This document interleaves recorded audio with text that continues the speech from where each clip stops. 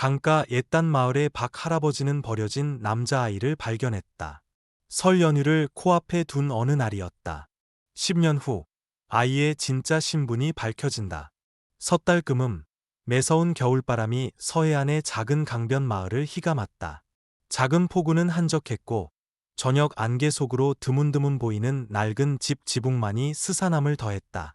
집집마다 굴뚝에서는 저녁밥 짓는 연기가 피어올라 가난하지만 평화로운 시골 마을의 풍경을 그렸다. 강가 한편에서는 68살의 박 할아버지가 그물을 걷어 올리고 있었다. 작고 마른 체구에 세월의 무게로 등이 약간 굽은 그는 낡고 색바랜 작업복을 입고 있었다. 푹 눌러 쓴 낡은 모자 아래로 깊게 팬 주름과 지친 기색이 역력한 눈빛이 드러났다. 할아버지는 강가 허름한 판잣집에서 홀로 살았다. 매일 강에 나가 그물을 던지거나 폐지를 주워 겨우 생계를 유지했다. 아내는 오래전에 세상을 떠났고 자식들은 모두 도시로 나가 명절에도 좀처럼 찾아오지 않았다. 설이 다가오면 마을 사람들은 따뜻한 밥상에 둘러앉아 이야기꽃을 피웠지만 할아버지는 늘 혼자였다. 강바람과 물결 소리만이 그의 유일한 말벗이었다. 하지만 그날 오후 어디선가 들려오는 희미한 울음소리가 정막을 깼다. 할아버지는 고개를 들고 눈을 가늘게 떴다. 찬바람과 파도 소리를 뚫고 들려오는 작지만 분명한 소리였다. 처음에는 길 잃은 고양이려니 했지만 울음소리는 점점 또렷해지며 어린아이의 목소리처럼 들렸다. 할아버지는 그물 껐던 손을 멈추고 소리가 나는 강둑 근처로 다가갔다. 그의 눈앞에는 수초 더미에 걸려 물 위에 떠있는 작은 바구니가 보였다. 할아버지는 혼잣말로 중얼거렸다. 섣달 금음날에 별일이 다 있네. 하늘이 이 늙은이에게 무슨 장난을 치시려는 건가. 그는 조심스럽게 바구니를 건져 올려 뚜껑을 열었다. 그리고 그 안의 광경에 숨을 멈췄다. 바구니 안에는 낡은 담요에 쌓인 한 살쯤 되어 보이는 남자 아기가 있었다. 작은 얼굴은 추위에 얼어 있었고 야른 입술은 파랗게 질려 있었다. 아기의 작은 손에는 정교하게 학 모양이 새겨지는 목걸이가 쥐어져 있었다. 아기는 숨을 겨우 쉬고 있었고 지친 듯 눈은 반쯤 감겨 있었다. 할아버지의 가슴이 철렁 내려앉았다. 그는 급히 자신의 낡은 외투를 벗어 아기를 감싸 안고 온기를 전해주려 가슴에 꼭 품었다. 아기의 숨결은 너무 약해서 귀를 가까이 대야만 들을 수 있었다. 할아버지는 중얼거렸다. 세상에 어떤 매정한 사람이 이런 짓을. 설을 앞두고 말이야. 할아버지는 아기 목에 걸린 은 목걸이를 유심히 살폈다. 그의 눈에는 호기심과 걱정이 뒤섞인 빛이 어렸다. 이 아이는 평범한 아이가 아닌 것 같은데 왜 하필 이런 날, 이런 곳에 나타난 걸까? 더 이상 망설일 시간이 없었다. 할아버지는 아기를 품에 꼭 안고 자신의 판잣집을 향해 발걸음을 옮겼다. 차가운 바람이 얼굴을 때렸지만 그는 서둘러 걸을 뿐이었다. 그날 밤 할아버지는 더 이상 외롭지 않았다. 차가운 겨울바람은 여전히 매서웠다. 박 할아버지는 아기를 품에 안고 작은 흘길을 걸었다. 낡은 외투로 아기를 감쌌지만 파고드는 바람을 다 막아주지는 못했다. 할아버지는 자신의 작은 판잣집을 향해 걸음을 재촉했다. 마음속에는 걱정이 밀려왔다. 아기의 상태가 너무 좋지 않았다. 내가 이 아이를 제대로 돌볼 수 있을까? 하지만 품 안에서 희미하게 숨쉬는 아기의 작은 손이 자신의 옷깃을 꼭 쥐는 것을 느끼자 할아버지는 다짐했다. 살려야 한다. 이 아이에게 기댈 곳을 마련해 줘야 해. 희미한 등유 등불 아래 할아버지의 판잣집이 모습을 드러냈다. 낡은 함석 지붕은 색이 바랬고 군데군데 구멍이 나 밤하늘이 보였다. 집안은 낡은 나무 침대 하나와 돌아가신 아내의 낡은 사진이 놓인 작은 제사상, 그리고 저녁부터 불씨가 꺼진 아궁이가 전부일 정도로 비좁았다. 하지만 그런 궁핍함 속에서도 할아버지의 정성스러운 손길 덕분에 집은 이상하게도 아늑한 구석이 있었다. 집에 들어서자마자 할아버지는 아기를 침대 위에 조심스럽게 눕혔다. 그는 집에서 가장 깨끗한 수건을 가져와 아기의 몸을 부드럽게 닦아주었다. 마치 연약한 피부를 다치게 할까 봐 두려운 듯 조심스러운 손길이었다. 아기는 여전히 깊은 잠에 빠져 있었고 창백한 입술은 누군가를 부르듯 미세하게 움직였다. 할아버지는 아궁이에 불을 지폈다. 작은 냄비에 죽을 끓이기 시작했다. 타오르는 불꽃이 할아버지의 주름진 얼굴에 붉은 빛을 드리웠고 그의 눈에는 깊은 고뇌가 서려 있었다. 그는 불을 불면서 아기를 바라보았다. 세상이 너를 버렸지만 어쩌면 하늘이 나에게 너를 보내준 것일지도 모르지. 죽이 끓기 시작하자 할아버지는 작은 그릇에 죽을 덜어 아기에게 조심스럽게 떠먹였다. 아기가 서서히 눈을 떴다. 크고 맑은 눈동자로 할아버지를 바라보는 모습이 마치 의지할 사람을 찾는 듯했다. 아기의 작은 손이 할아버지의 거친 손가락을 꼭 쥐었다. 그 순간 할아버지의 마음속에는 낯설지만 강렬한 감정이 차올랐다. 연민, 책임감, 그리고 희미한 희망이었다. 할아버지는 아기를 한참 동안 바라보다가 부드럽게 말했다. 세상이 널 버렸어도 이제부터 넌 내 아들이다. 내 이름은 민준이라고 짓겠다. 우리 집에 복을 가져다 주렴. 아기는 알아들을 리 없었지만 작은 입으로 아 하는 약한 소리를 내며 대답하는 듯했다. 아이의 반짝이는 눈망울에 할아버지는 미소를 지었다. 그 순간 오랫동안 그의 마음을 채우고 있던 공허함이 채워지는 것을 느꼈다. 아기가 다시 잠들자 할아버지는 작은 제사상 앞에 앉았다. 그는 향 하나를 피우고 아내의 빛바랜 사진을 바라보며 나지막하지만 감정이 실린 목소리로 말했다. 여보, 하늘이 날 불쌍히 여겨 이 아이를 보내주셨소.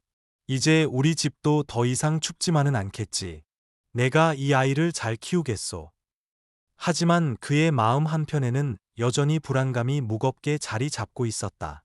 자신 같은 늙은이가 거친 손과 빠듯한 살림으로 과연 아이 하나를 제대로 키울 수 있을까?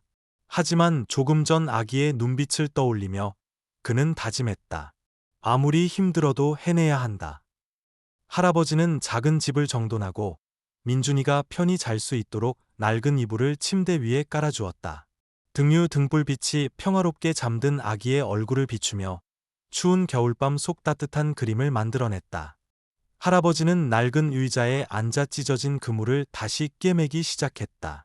때때로 그는 고개를 들어 민준이를 바라보았고 그의 얼굴에는 희미한 미소가 스쳐 지나갔다. 멀리서 제아의 폭죽 소리가 들려왔다. 바람 소리와 함께 판잣집 틈새로 그 소리가 흘러들어왔다. 할아버지는 마치 자신에게 그리고 잠든 아기에게 말하듯 속삭였다. 이제 우리 집은 춥지 않을 거다, 민준아. 설날 아침, 하늘은 맑았지만 공기는 여전히 차가웠다. 박 할아버지는 민준이를 안고 마당 앞 작은 나무 의자에 앉아 밤새 이슬에 젖은 그물을 말렸다. 헐렁한 낡은 스웨터를 입은 민준이는 할아버지 무릎에 얌전히 앉아 있었다. 작은 손으로 할아버지의 옷깃을 꼭 잡고 때때로 동그란 눈을 들어 하늘을 쳐다보며 옹알이를 했다. 아부, 아부. 민준이의 맑은 목소리에 할아버지는 미소를 지으며 새해 첫날 아침의 추위를 잠시 잊었다. 하지만 평화로운 분위기는 오래가지 않았다. 몇몇 이웃들이 할아버지 집 앞을 지나가며 두 사람을 겼는지라고는 기옛말로 속삭였다. 박영감, 저 애 주워왔다며. 나중에 덕 보려고 키우나 봐. 쯧쯧, 자기 앞가림도 힘든 양반이 애는 무슨 속셈이 있겠지. 악의적인 말들이 할아버지의 귀에 들려왔다. 그는 가볍게 한숨을 쉬었지만 애써 무시하며 묵묵히 그물을 손질했다. 마치 아무것도 듣지 못한 것처럼 그는 속으로 되뇌었다. 남들이 뭐라든 상관없다. 내 양심에 부끄럽지 않게 살면 되는 거지. 그날 점심, 옆집 최 아줌마가 마른 생선 한 바구니를 들고 찾아왔다. 작고 다부진 체구의 그녀는 대문 밖에서부터 큰 소리로 할아버지를 불렀다. 박 영감님, 계세요? 할아버지가 민준이를 안고 문을 열자 최 아줌마는 재빨리 안으로 들어와 생선 바구니를 마루에 내려놓았다. 얼굴에는 웃음을 띠고 있었지만 눈빛은 날카로웠다. 새해인데 변변찮지만 좀 가져왔어요. 아이까지 키우시려면 힘드시겠어요. 할아버지는 고개를 끄덕이며 감사를 표하고 민준이를 더 꼭 안았다. 고맙수다. 하늘이 주신 아이니 내 자식처럼 키워야지. 최 아줌마의 시선이 민준이의 옷기달에 살짝 보이는 은 목걸이에 꽂혔다. 그녀의 눈이 반짝였지만 애써 태연한 척하며 캐물었다. 근데 이 아이는 네 집 자식이래요? 똘똘하게 생긴 것이 우리 동네 애 같지는 않은데. 박 할아버지는 희미하게 웃으며 자세한 설명을 피했다. 남들이 버린 아이 내가 주었소. 이제 내 아들이오. 최 아줌마는 가볍게 콧방귀를 끼며 생선 바구니를 들고 돌아섰다. 그녀는 집을 나서기 전 민준이 목에 은 목걸이에 다시 한번 시선을 고정하며 혼잣말처럼 중얼거렸다. 저 목걸이 참 이상하네. 가난한 집 물건은 아닌 것 같은데. 그날 오후 박 할아버지의 오랜 친구인 강씨 아저씨가 찾아왔다. 그는 두 사람이 아궁이 옆에 앉아 있는 것을 보고 작은 쌀 한 포대와 땔감 한 묶음을 들고 왔다. 영감님, 아이까지 키우시려면 힘드시지요. 이거 얼마 안 되지만 받아주세요. 박 할아버지는 감동하며 강씨 아저씨의 어깨를 가볍게 두드렸다. 고맙네, 친구. 나중에 덕 보려고 키우는 거 아니야. 그냥 외면할 수가 없었을 뿐일세. 시간이 흘러 민준이는 어느덧 씩씩하고 영리한 아이로 자라 동네 아이들과 어울려 놀았다. 하지만 부모가 없다는 이유로 종종 놀림을 받았다. 너 엄마 아빠 없지? 박 할아버지가 강가에서 주워왔대. 너 커서도 박 할아버지처럼 그물이나 끌겠지 뭐. 미래도 없는 놈. 심술궂은 말에 민준이는 울음을 터뜨리며 할아버지에게 달려갔다. 할아버지를 꼭 껴안고 흐느끼며 물었다. 할아버지, 왜 애들은 저보고 아빠 엄마가 없다고 해요? 박 할아버지는 민준이의 머리를 쓰다듬으며 사랑 가득한 눈빛으로 말했다. 민준아, 넌 할아버지 아들이다. 남들이 뭐라고 하든 신경 쓰지 마라. 우리는 착하게 살고 나쁜 짓 안 하면 되는 거야. 마음속으로는 안타까움과 약간의 자책감이 밀려왔다. 내가 이 아이에게 더 좋은 환경을 만들어줄 수 있었다면. 어느 날 아침, 민준이가 마당에서 놀고 있을 때 목에 걸리는 목걸이가 햇빛에 반짝이며 드러났다. 마침 지나가던 최 아줌마의 눈이 목걸이에 멈췄다.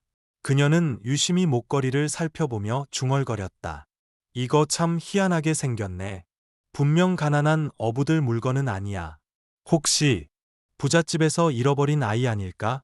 그녀의 머릿속은 온통 호기심으로 가득 찼고 동네 고물상 주인을 찾아가 목걸이의 정체에 대해 물어보기로 결심했다. 이른 아침 강변마을 강가에는 아침 햇살이 옅은 안개를 뚫고 박 할아버지의 작은 배 위로 부드럽게 내리쬐었다.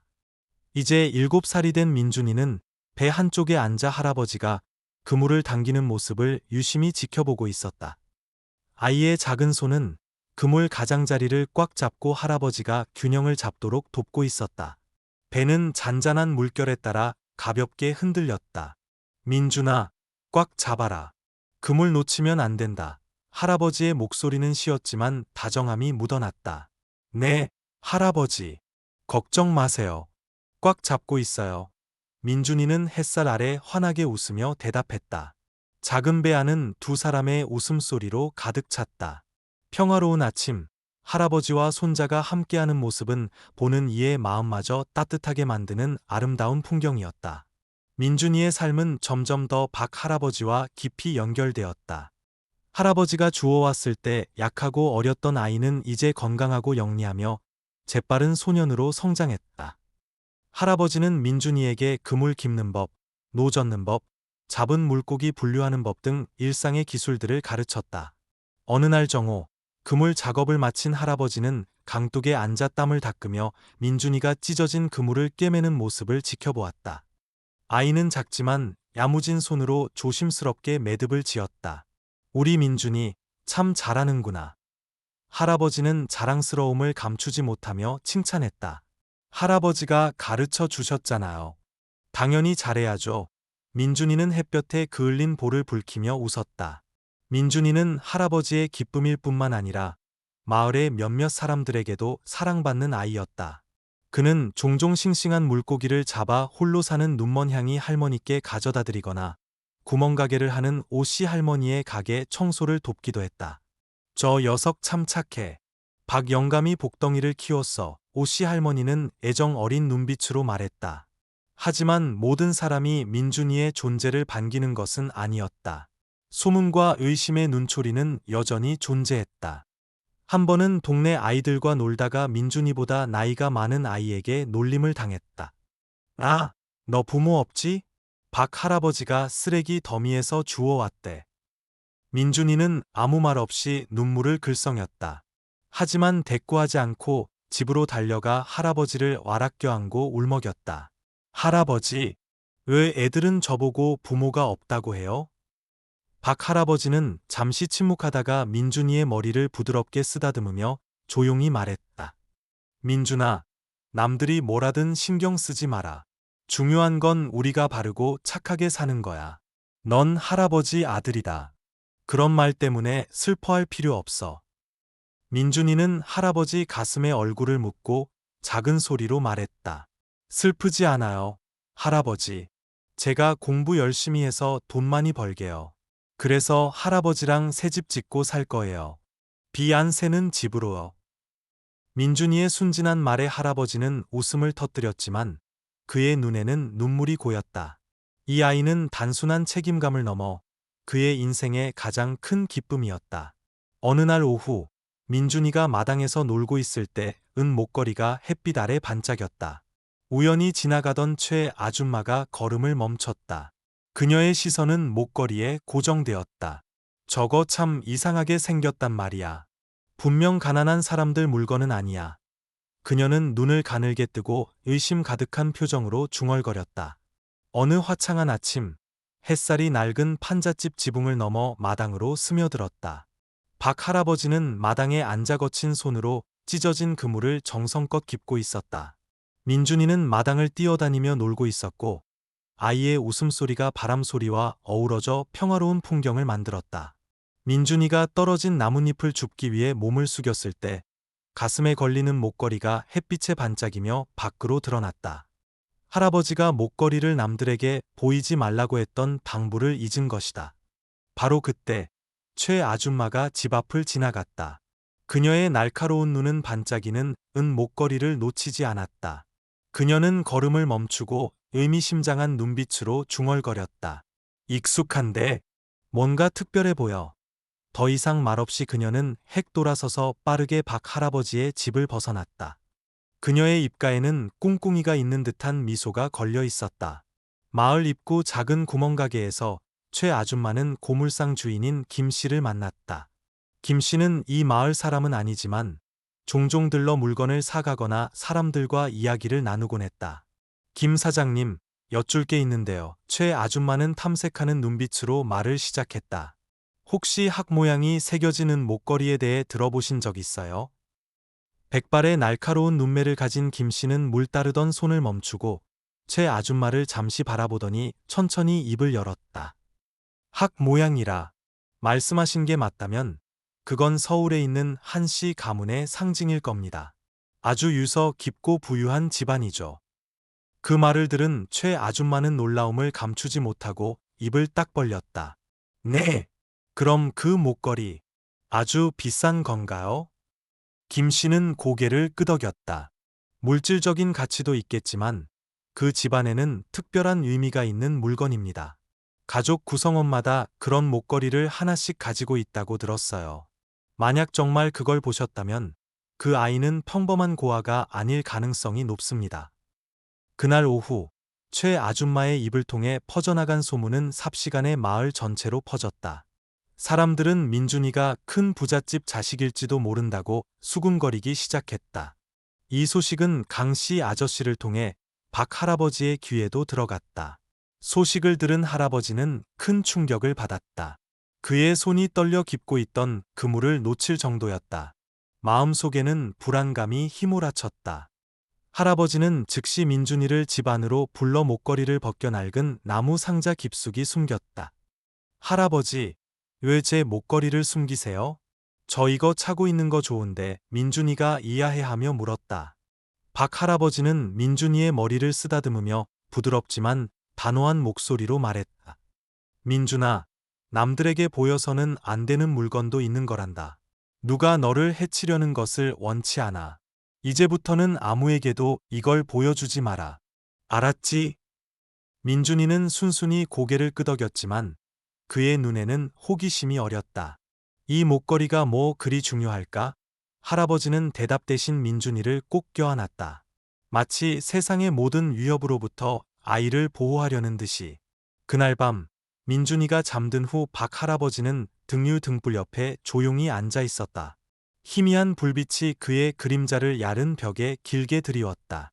그는 강가에서 민준이를 발견했던 날을 떠올렸다. 아기의 작은 손에 쥐어져 있던 은 목걸이.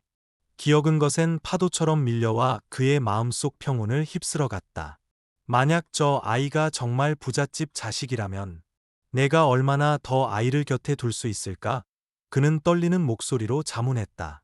민준이를 잃을까 두려우면서도 진실이 밝혀졌을 때 두 사람의 평화로운 삶이 깨질까 봐 걱정되었다. 하지만 민준이를 향한 그의 사랑은 무엇과도 바꿀 수 없었다. 내가 누구든 어디서 왔든 상관없다. 넌 그냥 내 민준이다. 그는 흐르는 눈물을 닦으며 속삭였다. 다음 날 아침, 박 할아버지가 아직 잠들어 있을 때 최 아줌마가 몰래 그의 집으로 다가왔다. 그녀는 작은 문틈으로 집 안을 엿보았다. 희미한 빛 속에서 할아버지가 낡은 나무 상자를 여는 모습이 보였다. 반짝이는 은 목걸이가 모습을 드러냈다. 그 빛은 그녀의 추측을 더욱 확신하게 만들었다. 그녀는 눈살을 찌푸리며 의심과 결의에 찬 눈빛으로 중얼거렸다. 내가 이 일을 꼭 밝혀내고 말겠어. 저 아이는 평범한 애가 아니야. 최근 며칠간 강변 마을의 분위기가 심상치 않게 술렁였다. 아침 시장에서부터 민준이의 은 목걸이에 대한 이야기가 불길처럼 번져나갔다. 스스로 마을 최고의 정보통이라 자부하는 최 아줌마는 호기심을 감추지 못하고 교묘하게 이야기를 부풀렸다. 아이고, 여러분 그거 아세요? 박 영감이 키우는 그 애 말이에요. 번쩍이는 은 목걸이를 차고 있는데 꼭 부잣집 물건 같더라니까요. 그녀의 목소리가 채소와 생선을 팔고 있는 부녀자들 사이에서 울려 퍼졌다. 땔감을 팔던 한 할머니가 손을 멈추고 궁금하다는 듯 물었다. 아니, 그 가난한 집에 그런 물건이 어디서 났대요? 설마. 최 아줌마는 칼날처럼 날카로운 눈으로 주위를 휙 둘러보며 의미심장한 미소를 지었다. 제가 뭐 단정 짓는 건 아니지만 분명 평범한 일은 아니에요. 누가 알아요? 혹시 부잣집에서 스캔들 덮으려고 버린 자식일지. 이런 말들은 순식간에 마을 전체로 퍼져나갔다. 사람들은 박 할아버지와 민준이를 다른 눈으로 보기 시작했다. 호기심, 의심, 그리고 비난이 뒤섞인 시선이었다. 그날 오후, 민준이는 낡은 종이 연을 들고 마을 앞공터로 아이들과 놀러 나갔다. 아이들이 한창 즐겁게 놀고 있을 때 갑자기 한 아이의 목소리가 분위기를 깨뜨렸다. 아! 너 그냥 부잣집에서 버려진 애라며. 민준이 또래의 한 남자아이가 으스대며 빈정거렸다. 민준이는 그 자리에 얼어붙었다. 동그란 눈으로 그 아이를 바라보며 떨리는 목소리로 반박했다. 아니야. 할아버지가 나는 할아버지 아들이라고 했어. 하지만 다른 아이들도 거들기 시작했다. 너 엄마 아빠 없잖아. 박 할아버지 좋으라고 나중에 효도할 생각 마. 은 목걸이 차면 뭐해. 부잣집에서 다시 데리러 올 거란 생각은 꿈도 꾸지 마. 민준이는 아무 말도 못하고 눈물만 흘렸다. 연을 떨어뜨리고 집을 향해 단숨에 달려갔다. 흘길 위로 아이의 서러운 울음소리가 울려 퍼졌다. 민준이는 그물을 깁고 있던 할아버지에게 달려가 와락 안겼다. 할아버지, 왜 사람들이 저보고 버려진 애라고 해요?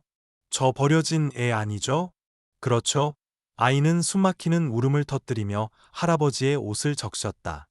박 할아버지는 그물을 내려놓고 민준이의 작은 어깨를 부드럽게 감싸 안았다. 그의 눈에는 안타까움이 가득했지만 목소리는 여전히 따뜻하고 차분했다. 민준아, 남들이 뭐라고 하든 신경 쓰지 마라. 할아버지에게 너는 세상에서 가장 착한 손자고 가장 큰 기쁨이다. 정말요? 저 할아버지 슬프게 안 할 거예요. 민준이는 붉어진 눈으로 할아버지를 올려다보았지만 그 눈에는 믿음이 반짝였다. 그럼 정말이지. 내가 건강하고 착하게만 자라준다면 할아버지는 더 바랄 게 없다. 민준이를 달래고 난 후 박 할아버지는 아궁이 옆에 조용히 앉았다. 그의 마음은 걱정으로 무거웠다. 타오르는 불꽃이 그의 주름진 얼굴에 비쳐 그를 더욱 늙어 보이게 했다. 소문이 이렇게 퍼지면 머지않아 이 아이를 평온하게 키울 수 없게 될 텐데. 그는 떨리는 손으로 주먹을 꽉 쥐며 생각했다.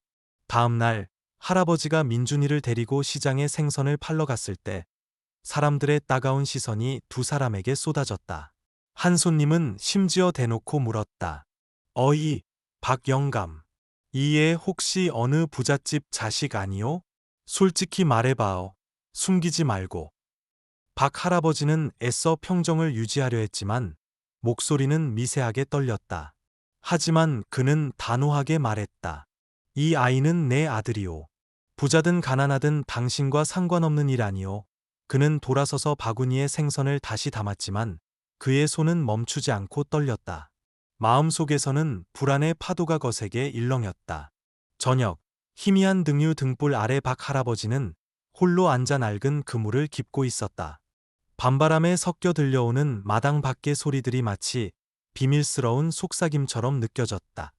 그 너머에는 최 아줌마가 작은 집을 엿보고 있었다. 그녀의 눈에는 의심이 가득했고 머릿속은 온갖 추측으로 복잡했다. 내가 진실을 밝혀내고 말 테다. 저 아이는 분명 평범하지 않아. 바람이 문틈으로 세차게 불어들어와 상자 안에 넣어두는 목걸이를 흔들었다. 작지만 또렷한 소리가 났다. 박 할아버지는 깜짝 놀라 상자를 돌아보았다. 그의 눈에는 불안감이 가득했다. 마치 더 큰 폭풍우가 다가오고 있음을 예감하는 듯했다. 뿌연 안개가 강변 마을을 뒤덮은 아침이었다. 공기는 맑았지만 어딘가 모르게 고요하고 무거운 분위기가 감돌았다. 그 평온함 속에서 낯선 소리가 익숙한 일상의 리듬을 깨뜨렸다. 낡았지만 잘 관리된 검은색 세단 한 대가 마을 입구에 천천히 멈춰섰다. 이런 광경은 이곳에서 좀처럼 보기 힘든 것이었기에 많은 주민이 호기심 어린 눈으로 창밖을 내다보았다. 수군거리는 소리가 퍼져나갔다. 뉴 집 차지? 번쩍이는 게 도시에서 온 사람인가 봐. 차에서 키가 크고 마른 체격의 남자가 내렸다. 그는 서울에 있는 한씨 가문의 오랜 집사인 윤 비서였다. 그의 모습은 점잖았지만 어딘가 다른 세계의 사람처럼 세련된 분위기를 풍겼다. 그의 손에는 빛바랜 낡은 사진 한 장과 학 모양이 정교하게 수놓아진 손수건이 들려 있었다. 그것은 한씨 가문의 특징적인 상징이었다. 윤 비서는 몇몇 주민에게 다가가 차분한 서울 말투로 물었다. 실례합니다.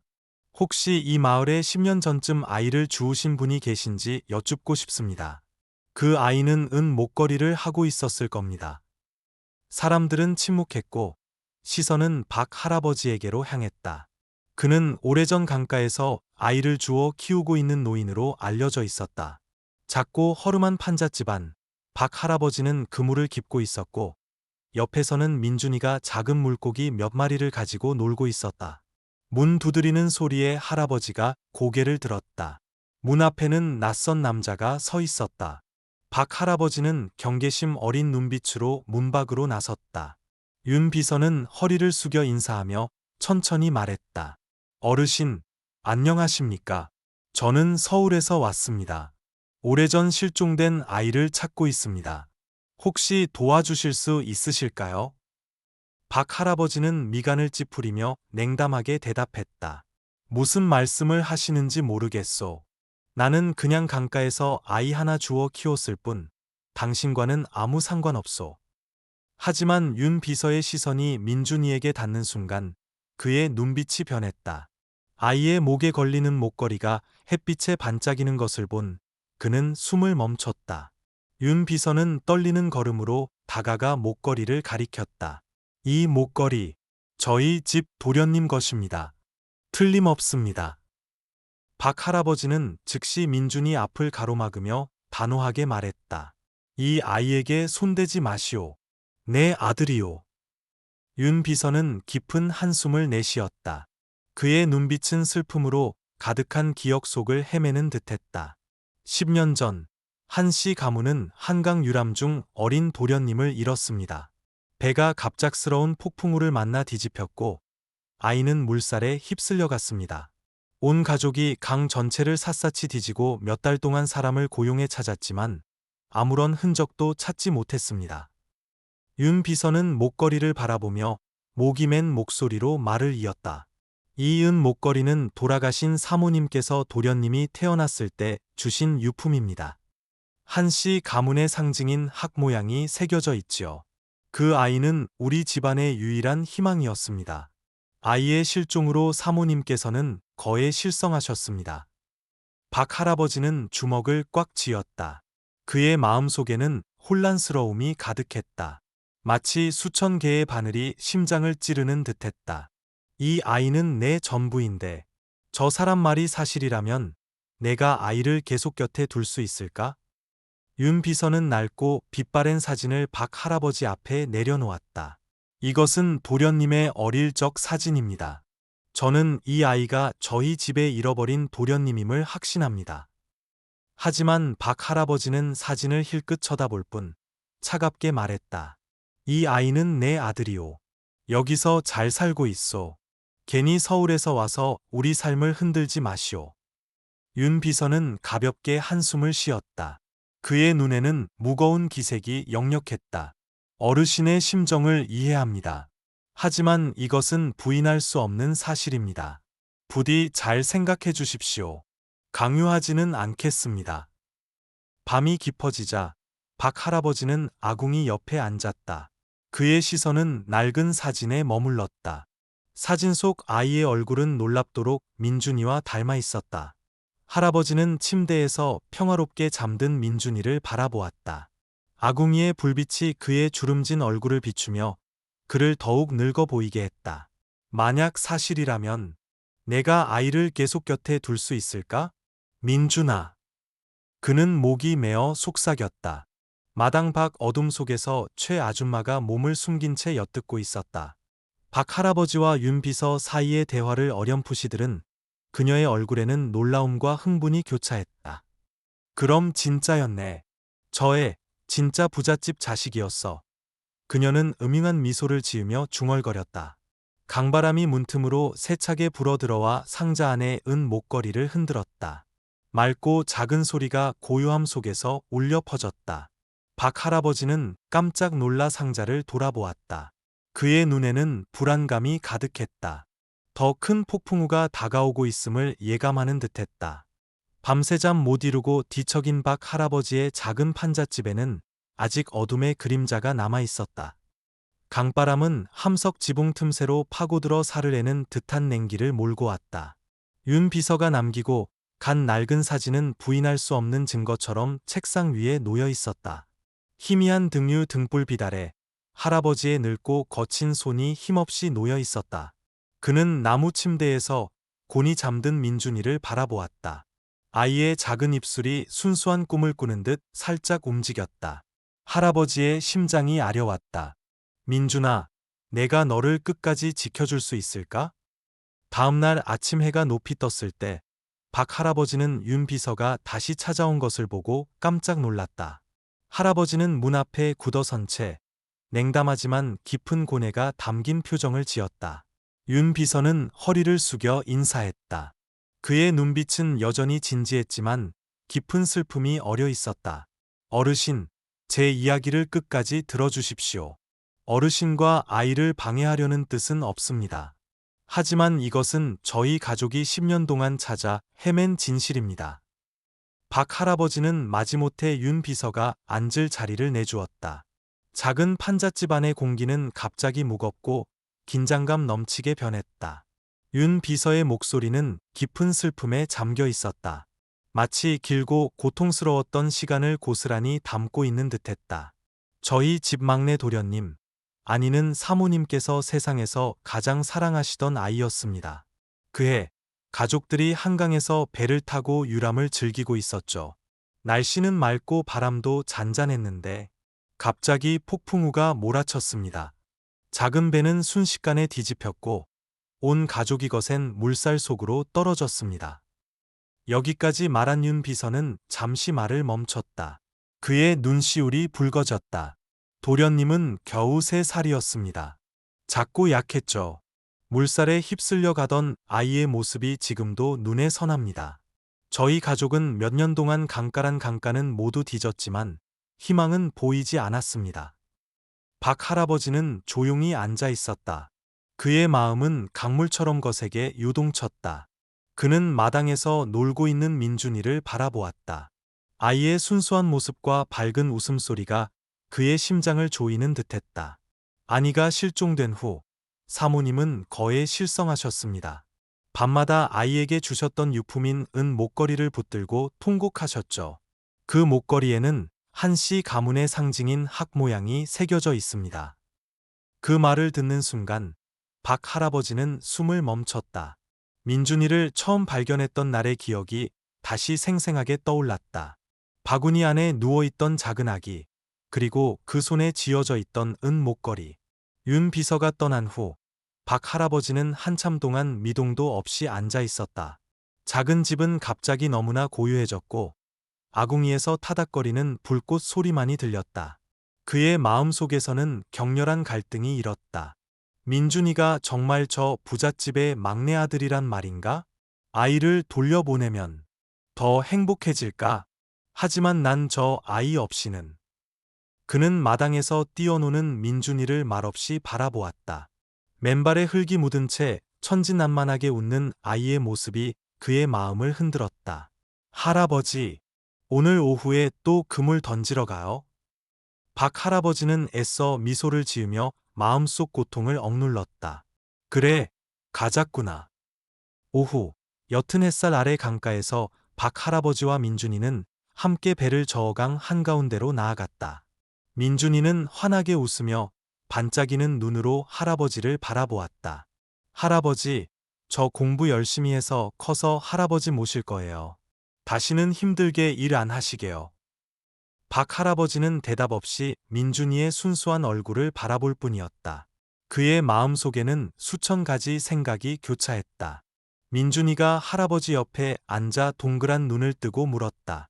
만약 언젠가 제가 여기 없으면 할아버지 슬프실 거예요? 그 순진한 질문에 박 할아버지의 심장이 멎는 듯했다. 그는 고개를 돌려 눈물을 감췄다. 슬프겠지. 하지만 내가 어디에 있든 내가 행복하기만을 바랄 뿐이다. 민준이는 할아버지의 손을 꼭 잡고 천진난만하게 말했다. 저는 할아버지 떠나지 않을 거예요. 할아버지가 세상에서 제일 좋아요. 그 말은 상처 입은 할아버지의 마음을 따뜻하게 녹이는 불씨 같았다. 그날 밤, 박 할아버지는 아궁이 옆에 앉았다. 그의 손에는 은 목걸이가 놓여 있었다. 등유 등불빛이 반사되어 학 문양이 선명하게 보였다. 그는 한숨을 쉬며 속삭였다.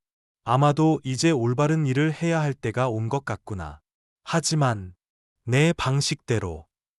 마당 밖, 희미한 달빛 아래 윤 비서의 모습이 멀리 보였다. 그는 굳건하고 결연한 눈빛으로 서 있었다. 나는 도련님을 모시지 않고는 서울로 돌아가지 않을 것이다. 그리고 또 다른 어둠 속, 최 아줌마가 몰래 엿듣고 있었다. 그녀의 눈에는 음흉한 호기심이 가득했다. 그녀는 중얼거렸다. 결국 다 드러났군. 저의 보통 내기가 아니었어. 강바람이 더욱 거세게 불어왔다. 곧 닥쳐올 폭풍우처럼 두 사람의 위태로운 평화를 휩쓸어갈 거대한 변화를 예고하는 듯했다. 저녁 하늘은 비를 뿌릴 듯 어두웠다. 강에서 불어오는 바람은 점점 거세져 잉잉거리는 소리를 내며 차가운 물기를 몰고 왔다. 강가의 낡은 판잣집 처마 및 나뭇잎들이 세차게 흔들렸다. 박 할아버지는 마루에 앉아 낡은 나무 상자를 앞에 두고 깊은 생각에 잠겨 있었다. 그의 눈앞에는 낡은 사진과 등유 등불 아래 반짝이는 은 목걸이가 놓여 있었다. 윤 비서의 말이 그의 머릿속에서 계속 맴돌았다. 아이는 자기 가족에게 돌아가면 더 나은 삶을 살 수 있을 텐데. 마당에서는 민준이가 작은 강아지와 함께 천진난만하게 놀고 있었다. 아이의 맑은 웃음소리는 할아버지의 마음을 더욱 무겁게 짓눌렀다. 그날 오후 윤 비서가 굳은 표정으로 다시 찾아왔다. 박 할아버지는 그를 보자마자 미간을 찌푸리며 경계심을 드러냈다. 두 사람은 부엌에 마주 앉았다. 대화 소리는 작았지만 문틈에 서 있던 민준이의 귀에는 똑똑히 들렸다.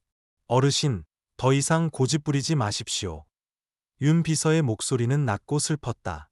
아이의 가족은 10년 동안 애타게 아이를 찾아 헤맸습니다. 어르신께서 아이를 이기적으로 계속 곁에 두실 수는 없습니다. 박 할아버지는 목이 메는 듯했지만 분노 섞인 목소리로 대답했다. 당신네 가족이 아이를 되찾을 권리가 있다는 건 알겠소. 하지만 당신들이 나만큼 이 아이를 사랑해 줄 수 있다고 장담할 수 있소? 이 아이는 내 곁에서 부유하지 않아도 행복했소. 필요한 건 그저 따뜻한 집과 사랑이었을 뿐이요. 하지만 저 아이는 그들의 핏줄입니다. 어르신, 아이는 자신의 집으로 돌아갈 권리가 있습니다. 더 나은 미래를 가질 권리가 있다고요. 문밖에서 듣고 있던 민준이는 그 자리에 얼어붙은 듯 서 있었다. 작은 다리가 후들거렸다. 가족, 돌아가다. 핏줄 같은 단어들이 그의 귓가에 맴돌았다.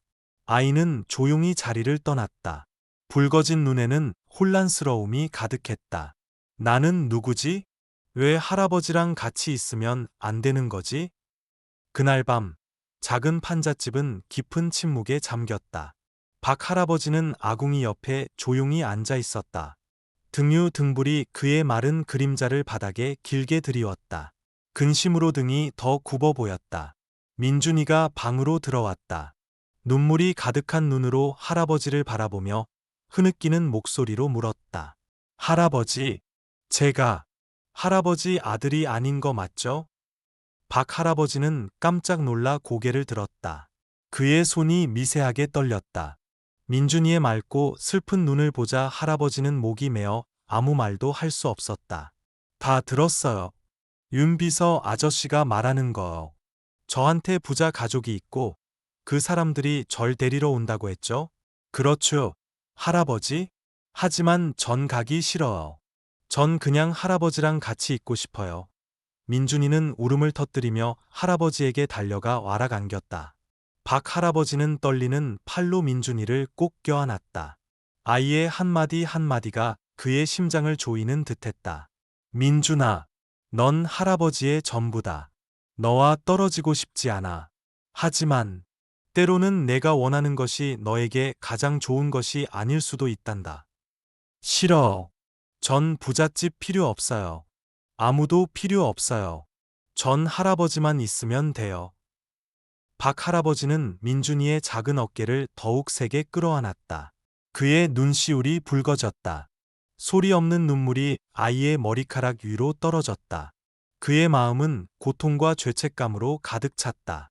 그날 밤, 박 할아버지는 홀로 아궁이 옆에 앉아 있었다. 불꽃은 활활 타올랐지만 그의 마음을 데우지는 못했다. 민준이가 어렸을 때 웃고 떠들던 모습, 함께 강에 나가 그물을 던지던 날들, 할아버지 하고 부르던 아이의 목소리가 마치 느린 영화처럼 그의 머릿속을 스쳐 지나갔다. 저 아이를 보내면 내가 살 수 있을까? 하지만 아이를 붙잡아 두면 내가 이기적인 건 아닐까? 아이는 더 나은 삶을 살 자격이 있는데. 수많은 질문이 날카로운 바늘처럼 그의 심장을 찔러 그를 지치게 만들었다. 자정이 가까워질 무렵 박 할아버지는 마루로 나와 별 하나 없는 캄캄한 하늘을 올려다보았다. 차가운 밤이슬이 그의 살가드로 스며들었다. 문득 그는 멀리서 어른거리는 최 아줌마의 그림자를 발견했다. 그녀의 눈은 집 창문을 뚫어져라 응시하고 있었다. 박 할아버지가 그녀를 향해 빠르게 다가갔지만 그녀는 이미 어둠 속으로 사라진 후였다. 다만 밤 공기 속에 그녀의 말이 메아리처럼 남아 있었다. 영감, 저 애를 얼마나 더 붙잡아 둘 수 있을 것 같소. 결국 그들이 찾아와 데려갈 텐데. 박 할아버지는 칠흑 같은 어둠 속에 우뚝 멈춰 섰다. 최 아줌마의 마른 비수처럼 그의 심장에 꽂혔다. 그는 고개를 돌려 집 안을 바라보았다. 민준이는 평화롭게 잠들어 있었고 아이의 입가에는 순수한 미소가 걸려 있었다. 아무도 널 빼앗아가지 못하게 할 거다. 민준아. 강바람이 더욱 거세게 불어왔다. 마치 곧 닥쳐올 거대한 변화가 두 사람의 위태로운 평화를 휩쓸어갈 것임을 예고하는 듯했다. 밤하늘은 거대한 검은 벨벳처럼 짙게 드리워져 있었다. 바다에서 불어오는 바람은 시간이 갈수록 더욱 거세졌고 강가의 야자수들은 미친 듯이 흔들렸다. 박 할아버지는 집 마루에 서서 하얀 거품을 일으키며 넘실대는 강물을 불안한 눈빛으로 바라보고 있었다. 날씨가 심상치 않구나. 이번 태풍은 아주 강하겠어. 그는 걱정스럽게 중얼거렸다. 그는 집 안으로 들어가 민준이에게 당부했다. 민준아, 집 안에 꼼짝 말고 있거라. 밖에 나가지 말고. 할아버지가 그물 좀 묶어놓고 금방 들어올게. 민준이는 아궁이 옆에 앉아 걱정스러운 눈빛으로 할아버지를 바라보았다. 할아버지가 이렇게 심각한 모습은 처음이었다.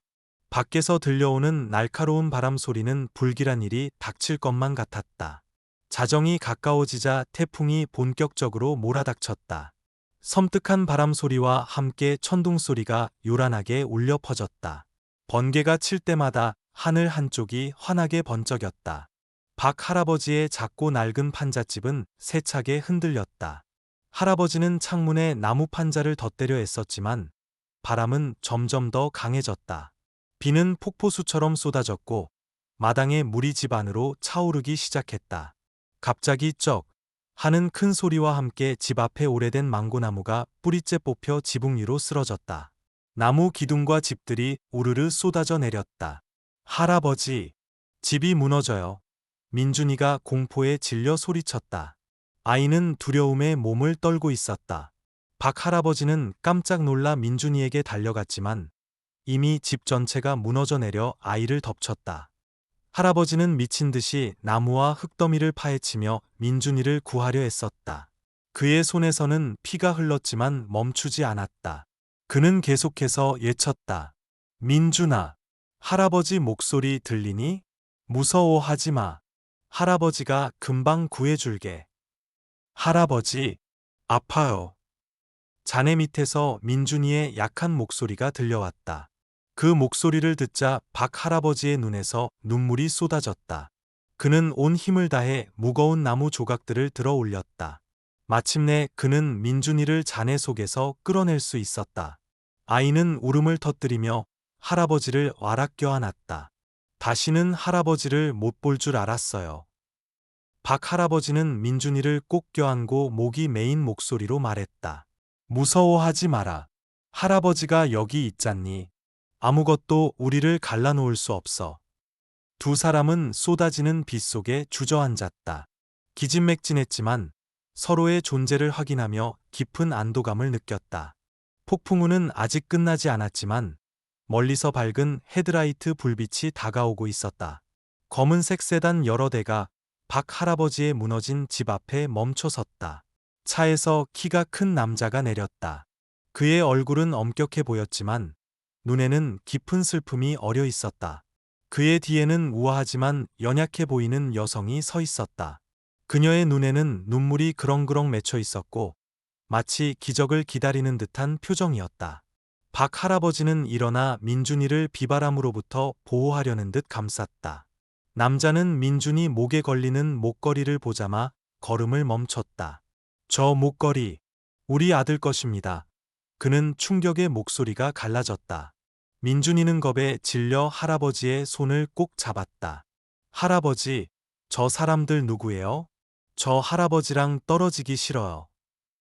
여자는 그 자리에 무릎을 꿇고 울음을 터뜨리며 민준이에게 다가갔다. 그녀는 목이 메인 목소리로 말했다. 아가, 내가 내 엄마다. 드디어 널 찾았구나. 박 할아버지는 그 자리에 얼어붙은 듯 서 있었다. 그의 심장은 눈앞의 광경에 죄어드는 듯했다. 그는 갑자기 자신의 두 손이 텅 빈 것처럼 느껴졌다. 마치 인생에서 가장 소중한 것을 잃어버릴 것 같은 예감이었다. 거센 빗줄기 속에서 한씨 가족은 민준이를 데려가기로 결정했다. 아이는 울부짖으며 박 할아버지의 옷자락을 붙잡았다. 할아버지, 저 사람들 따라가지 않게 해주세요. 저 가기 싫어요. 할아버지랑 같이 있을래요? 박 할아버지는 입술을 깨물었다. 그의 눈시울은 붉게 충혈되었다. 그는 몸을 숙여 민준이를 마지막으로 꼭 껴안고 아이의 귓가에 속삭였다. 민준아, 가거라.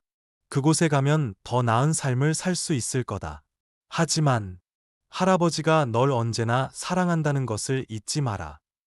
민준이는 흐느끼며 작은 손으로 할아버지의 어깨를 붙잡았지만 결국 끌려나갔다. 차는 천천히 움직이기 시작했고 아이를 태운 채 점점 멀어져 갔다. 박 할아버지는 차가 빗속으로 완전히 사라질 때까지 멍하니 서서 그 뒷모습을 지켜보았다. 바로 그때 최 아줌마의 모습이 갑자기 나타났다. 그녀는 멀찍이 서서 만족스러운 듯 입꼬리를 올리며 중얼거렸다. 결국 모든 게 밝혀졌군. 태풍은 지나갔지만 박 할아버지의 마음속에는 여전히 거센 폭풍우가 몰아치고 있었다. 번쩍이는 검은색 세단이 정교하게 조각된 철제 대문 앞에 멈춰 섰다.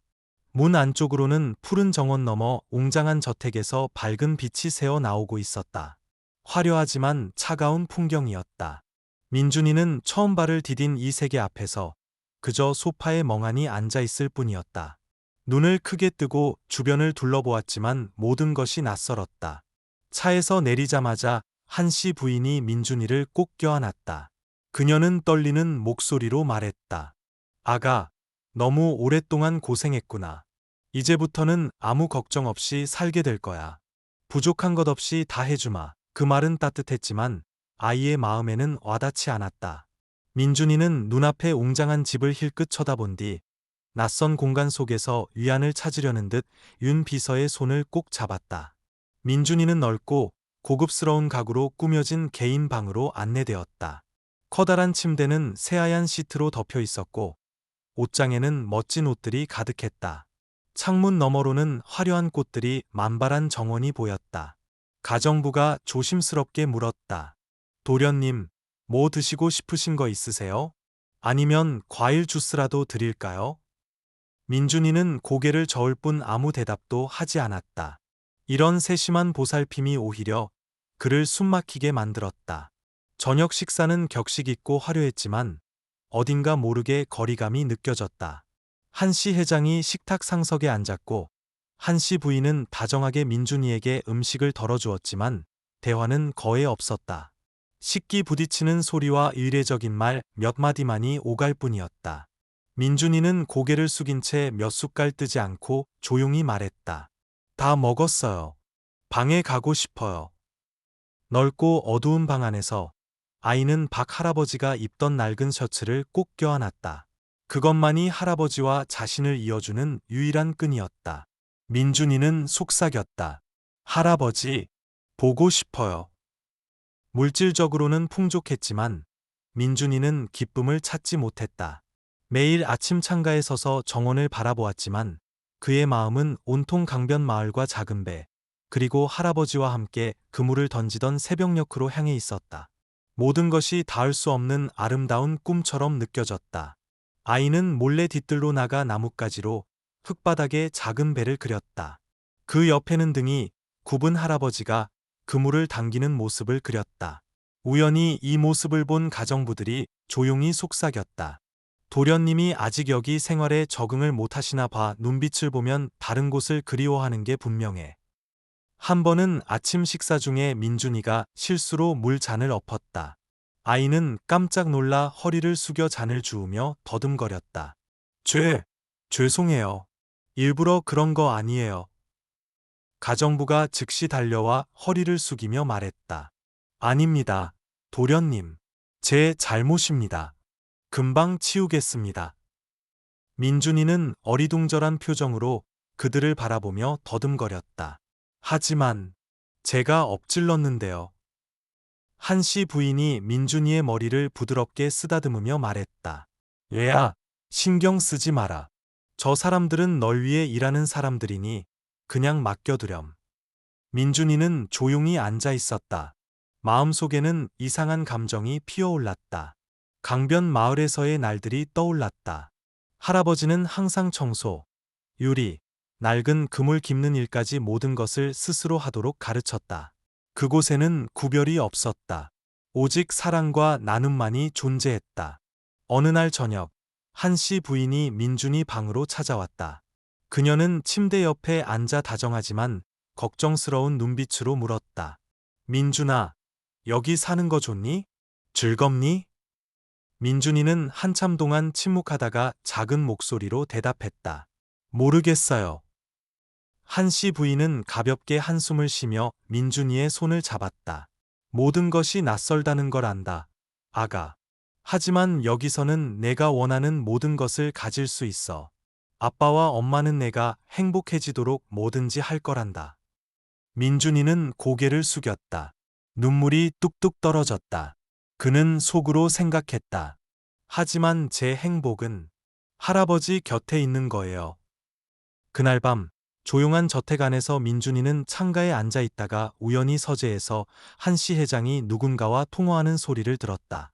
이 문제는 철저하게 처리해야 합니다. 그 아이가 강변 마을에서 살았다는 사실을 아무도 알게 해서는 안 됩니다. 민준이는 깜짝 놀랐다. 심장이 세차게 뛰었다. 내 얘기를 하는 건가? 왜 내가 강변 마을에서 살았던 걸 숨겨야 하지? 아이는 멍하니 밤하늘을 바라보았다. 마음속에는 강변 마을의 풍경과 함께 세상 누구보다 믿었던 박 할아버지의 모습이 떠올랐다. 서울의 하늘은 맑았지만 민준이의 마음속에는 먹구름이 가득했다. 지난밤 아버지가 했던 말이 머릿속에서 떠나지 않았다. 그 아이가 강변 마을에서 살았다는 사실을 아무도 알게 해서는 안 돼. 민준이는 잠을 이룰 수 없었다. 무언가 숨겨지고 있다는 느낌, 그것이 자신과 박 할아버지와 관련되어 있다는 예감이 들었다. 그는 진실을 알고 싶었다. 어느 날 오후, 온 집안이 분주한 틈을 타 민준이는 아버지의 서재에 몰래 들어갔다. 크고 정돈된 방 안은 창문을 통해 부드러운 빛이 들어왔지만 어딘가 차갑고 낯선 분위기를 풍겼다. 그는 조심스럽게 책상 서랍을 하나씩 열어보았다. 맨 아래 서랍을 열었을 때 낡은 나무 상자 하나를 발견했다. 상자 안에는 누렇게 변색된 서류 몇 장과 빛바랜 사진들이 들어 있었다. 민준이는 떨리는 손으로 서류를 집어들고 읽기 시작했다. 아이를 주운 남자는 박씨 노인으로 강변 마을에 거주. 묘사에 따르면 의심스러운 점이 있어 실종 사건과의 연관성 여부를 확인하기 위해 계속 추적 중임. 민준이의 눈앞이 캄캄해졌다. 다른 서류를 넘기는 그의 손이 떨렸다. 아이가 목걸이를 소지하고 있었던 점으로 미루어 한씨 가문의 막내 아들일 가능성 높음. 아이를 주운 남자는 질문에 대해 비협조적인 태도를 보임. 글자들이 비수처럼 아이의 심장에 박혔다. 그는 속으로 생각했다. 할아버지, 나를 온 마음으로 사랑해주신 할아버지를 나쁜 사람으로 의심했다고? 할아버지는 그런 대우를 받을 분이 아닌데. 민준이는 서둘러 자기 방으로 돌아와 문을 닫고 바닥에 주저앉았다. 박 할아버지의 모습이 눈앞에 생생하게 떠올랐다. 늘 미소를 잃지 않으셨던, 자신에게 가장 좋은 것만을 주려 하셨던 그 고단한 모습. 민준이는 할아버지의 낡은 셔츠가 든 천 가방을 꼭 껴안았다. 눈물이 하염없이 흘렀다. 할아버지, 저 사람들은 할아버지를 몰라요. 할아버지는 절대로 나쁜 일을 하실 분이 아니에요. 민준이의 마음속에는 격렬한 갈등이 일었다. 자신을 10년 동안 찾아 헤맨 친부모인 한씨 가족. 하지만 바로 그들이 자신의 생명의 은인이자 자신을 길러준 사람을 의심했다는 사실. 그날 저녁, 민준이는 어머니 방으로 들어갔다. 그는 한참 동안 망설이다가 조심스럽게 물었다. 엄마, 예전에 왜 할아버지를 저를 납치한 사람으로 의심했어요? 한씨 부인은 깜짝 놀라며 당황한 기색을 보였다. 그녀는 손에 들고 있던 책을 내려놓고 민준이를 부드러운 눈빛으로 바라보았지만 그 속에는 긴장감이 역력했다. 민준아, 그 얘기를 어디서 들었니? 민준이는 고개를 숙이고 떨리는 목소리로 말했다. 아빠 서재에서 서류를 봤어요. 말해주세요. 엄마, 정말 할아버지를 의심했던 거예요? 한씨 부인은 가볍게 한숨을 쉬며 민준이의 손을 잡았다. 그래, 민준아. 내가 실종되었을 때 온 가족이 제정신이 아니었단다. 아이를 주운 남자가 있다는 소식을 들었지만 그가 누구인지 전혀 몰랐기 때문에 의심할 수밖에 없었어. 그때는 모든 것이 너무 혼란스러웠단다. 민준이는 눈물을 글썽이며 말을 끊었다. 하지만 할아버지는 좋은 분이에요. 절대로 나쁜 짓 하실 분이 아니라고요. 할아버지는 저를 사랑해 주셨어요. 저를 구해 주셨다고요. 그런데 어떻게 그런 생각을 할 수 있어요? 한씨 부인의 목소리가 메었다. 안다. 아가. 엄마도 알아. 그분이 널 얼마나 아끼셨는지. 하지만 그때 엄마는 무슨 수를 써서라도 너를 되찾고 싶었을 뿐이란다. 민준이는 무거운 마음으로 방으로 돌아왔다. 할아버지의 사랑은 의심할 여지 없이 진실했지만 이제 그는 고통스러운 진실과 마주해야 했다. 할아버지가 한때 의심받는 인물로 여겨졌다는 사실. 손안에서 반짝이는 은 목걸이를 보며 민준이는 다짐했다. 할아버지는 나에게 삶을 주셨고 사랑하는 법을 가르쳐 주셨어. 이런 취급을 받아서는 안 돼. 내가 더 이상 할아버지가 상처받는 것을 내버려 두지 않을 거야. 깊은 밤, 민준이가 침대에서 뒤척이고 있을 때 아버지의 발걸음 소리가 가까워지는 것을 들었다. 방문이 열리고 한씨 회장이 들어왔다. 그의 눈빛은 엄격했다. 그 서류들 어디서 찾았느냐? 민준이는 벌떡 일어나 앉으며 더듬거렸다. 저는 그냥 진실을 알고 싶었어요. 한씨 회장이 아들 옆에 앉으며 낮은 목소리로 말했다. 진실을 알고 싶다면 마음의 준비를 단단히 해야 할 거다. 세상에는 그것보다 더 믿기 힘든 이야기도 있으니. 민준이는 아버지를 멍하니 바라보았다. 그의 마음속에는 불안감이 파도처럼 밀려왔다. 밤은 깊었지만 민준이의 마음은 여전히 불안했다. 희미한 달빛이 창문을 통해 들어와 그가 쓰고 있는 편지지를 비췄다. 서툴지만 감정이 듬뿍 담긴 글씨들이 이어졌다. 아빠, 엄마, 죄송해요. 할아버지가 혼자 계신 걸 두고 볼 수 없어요. 할아버지를 찾아뵈러 가야겠어요. 민준이는 편지를 책상 위에 놓고 아버지와 어머니의 방 쪽을 바라보았다. 자신의 행동이 그들을 걱정시킬 것을 알았지만 더 이상 견딜 수 없었다. 깊은 밤, 집안의 모든 사람들이 잠들었을 때 민준이는 조용히 방을 나섰다. 그의 작은 발소리가 긴 복도에 희미하게 울려 퍼지며 밤바람 소리와 섞였다. 그는 넓은 정원을 가로질러 덤불 뒤에 몸을 숨겼다. 좁은 뒷길이 그를 철제 후문으로 이끌었다. 민준이는 조심스럽게 문을 밀었다. 아무 소리도 내지 않으려 했었다. 큰 길로 나온 그는 강변 마을을 향한 여정을 시작했다. 가진 돈도 탈 것도 없었다. 민준이는 걷기 시작했다. 작은 다리는 점점 아파왔고 밤바람은 살을 내는 듯 차가웠다. 하지만 그의 마음 속에는 할아버지를 향한 강한 의지가 불타고 있었다. 할아버지가 날 기다리고 계셔. 할아버지는 내가 필요해. 어느 휴게소에서 민준이는 친절해 보이는 트럭 운전사 아저씨를 만났다. 아저씨는 아이를 따뜻한 눈으로 바라보며 물었다. 꼬마야, 이 밤중에 어딜 가니? 위험할 텐데. 민준이는 공손하게 대답했다. 고향에 가오. 할아버지가 기다리고 계세요. 아저씨는 미소를 지었다. 어이구, 딱하네. 어서 타라.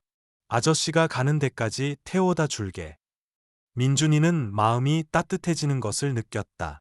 트럭은 작은 도로 위를 달리기 시작했고 아이를 조금씩 집이라고 부르는 곳으로 데려다 주었다. 다음 날 이른 아침, 민준이는 트럭에서 내렸다. 강변 마을이 눈앞에 펼쳐졌다. 안개가 강가를 자욱하게 뒤덮고 있었고 잔잔한 수면 위로 아침 햇살이 반짝였다. 작은 배들이 잔물결에 따라 흔들리고 있었고 멀리 낡은 지붕들이 보였다. 민준이는 깊은 숨을 들이쉬었다. 익숙한 바닷바람 냄새와 흙냄새가 그의 마음을 가득 채웠다. 모든 피로가 사라지는 듯했다. 민준이는 작은 판잣집을 향해 힘껏 달렸다. 멀리서 할아버지가 강가에 앉아 부지런히 그물을 깁고 있는 모습이 보였다. 할아버지. 아이의 요침에 박 할아버지가 깜짝 놀라 고개를 들었다. 그의 늙은 눈이 익숙한 모습을 발견하자 환하게 빛났다. 민준이나, 내가 정말? 민준이는 할아버지 품에 달려가 안기며 눈물을 쏟아냈다. 할아버지, 저 왔어요. 보고 싶었어요. 할아버지. 박 할아버지는 민준이를 꼭 껴안았다. 그의 떨리는 손이 아이의 머리카락을 부드럽게 쓰다듬었다. 그의 목소리는 감정에 매어 있었다. 민준아, 할아버지도 내가 보고 싶었다. 고생 많았구나. 짧은 행복의 순간이 지나고 박 할아버지의 마음속에는 걱정이 밀려왔다. 그는 조용히 물었다. 어쩌다가 여기까지 왔느냐? 내 가족들은 알고 있니? 민준이는 할아버지를 올려다보며 단호한 눈빛으로 말했다. 거기 있을 수 없었어요. 저는 그냥 할아버지 곁에 있고 싶어요. 박 할아버지는 생각에 잠겼다. 그의 거칠지만 따뜻한 손이 아이의 어깨 위에 놓였다. 민준아, 내 미래를 생각해야 한다. 할아버지 때문에 내 모든 것을 포기하는 것을 원치 않는다. 민준이는 고개를 저으며 단호하게 말했다. 할아버지가 제 가족이에요. 할아버지가 저를 키워주셨고 사랑해주셨잖아요. 이제 제가 할아버지를 돌봐드리고 싶어요. 그냥 할아버지 곁에 있을 수만 있다면 다른 건 아무것도 필요 없어요. 박 할아버지는 말을 잃었다. 아이의 눈에 서린 강한 믿음이 그의 늙은 심장을 먹먹하게 만들었다. 두 사람이 이야기를 나누고 있을 때 멀리서 낯선 사람의 모습이 갑자기 나타났다. 그 사람은 조용히 서서 두 사람을 바라보고 있었다. 그의 눈빛에는 의심이 가득했다. 박 할아버지는 돌아보고 즉시 그가 한씨 집안의 하인 중 한 명임을 알아보았다. 그는 미간을 살짝 찌푸렸다. 불안감이 그의 마음을 가득 채웠다. 민준이는 깜짝 놀라 떨리는 목소리로 말했다. 저 사람들이 여기까지 찾아왔어요. 할아버지, 저 어떡해요? 다음 날 아침, 햇살이 강물 위로 쏟아졌지만 강변 마을의 공기는 그 어느 때보다 무겁게 가라앉아 있었다. 부잣집 한씨 가족이 찾아왔다는 소문이 주민들 사이에 퍼지면서 수군거리는 소리가 끊이지 않았다. 틀림없이 저 애를 데려갈 거야. 민준이는 판잣집 문 뒤에 숨어 작은 손으로 할아버지의 옷자락을 꼭 쥐었다. 마당 앞에 멈춰선 검은색 세단을 보며 그의 눈에는 불안감이 가득했다. 차 문이 열리고 한씨 회장과 부인이 내렸다. 한씨 회장은 위험 있는 모습이었지만 박 할아버지를 향한 그의 시선은 차가웠다. 한씨 부인은 창백한 얼굴에 눈물이 그렁그렁 맺혀 있었고 무언가를 간절히 원하는 듯 보였다. 한씨 회장이 먼저 입을 열었다. 그의 목소리는 단호했다. 박영감, 내 아들을 데리러 왔소. 민준이는 이곳에 속한 아이가 아니오. 박 할아버지는 허리를 꿋꿋이 폈다. 그의 눈빛은 단호했지만 슬픔이 어려 있었다. 그는 낮은 목소리로 대답했다. 내가 아이를 붙잡아 두지는 않겠소. 하지만 아이에게도 자신의 삶을 선택할 권리가 있다고 믿소. 한씨 부인이 앞으로 나서며 떨리는 목소리로 간절하게 말했다. 민준아, 아가, 엄마 아빠가 너를 얼마나 오랫동안 찾아 헤맸는지 이제 가족의 품으로 돌아왔잖니. 다시는 떠나지 마렴. 민준이는 어머니를 올려다보았다. 그의 마음은 찢어지는 듯했다. 하지만 고개를 돌려 박 할아버지를 바라보자 등이 굽고 노동으로 거칠어진 할아버지의 모습과 그가 자신에게 베풀었던 모든 사랑이 떠올랐다. 숨막히는 침묵이 흘렀다. 민준이는 고개를 숙였다. 그의 마음은 양쪽으로 갈라지는 듯했다. 그는 박 할아버지를 사랑했지만 한씨 가족이 자신의 뿌리라는 것도 알고 있었다. 한참 후 민준이는 고개를 들었다. 그의 눈빛은 결의에 차 있었다. 그는 어머니에게 다가가 조용히 말했다. 엄마, 아빠, 저를 찾아주셔서 감사해요. 하지만 저는 할아버지와 함께 여기 남겠어요. 한씨 부인은 망연자실한 표정으로 눈물을 쏟아냈다. 민준아, 너는 이해를 못하는구나. 우리는 너에게 가장 좋은 것을 해주고 싶을 뿐이야. 이곳은 너에게 어울리지 않아. 민준이는 고개를 저었다. 목소리는 메었지만 여전히 단호했다. 저에게 가장 좋은 것은 저를 길러주시고 아무런 대가 없이 사랑해주신 분 곁에 있는 거예요. 박 할아버지가 제 가족이에요. 박 할아버지는 민준이를 바라보았다. 그의 눈시울이 붉어졌다. 이것이 아이의 선택임을 알았지만 동시에 아이의 미래에 대한 걱정을 떨칠 수 없었다. 한씨 회장은 분노를 감추지 못하고 소리쳤다. 내가 지금 무엇을 거부하는지 알고 있느냐? 너는 한씨 가문의 상속자다. 이런 가난한 늙은이와 함께 여기 남을 수는 없어. 박 할아버지가 나서서 한씨 회장과 직접 마주섰다. 그의 목소리는 떨렸지만 한마디 한마디에 힘이 실려 있었다. 나는 아무것도 바라지 않소. 그저 이 아이가 행복하기만을 바랄 뿐이오. 민준이가 끼어들었다. 목소리는 메었지만 강하게 말했다. 제 행복은 할아버지와 함께 사는 거예요. 저는 돈이나 재산 같은 거 필요 없어요. 할아버지만 있으면 돼요. 한씨 부인은 흐느껴 울었고 한씨 회장은 이를 악물었다. 그의 시선은 박 할아버지를 뚫어져라 응시했다.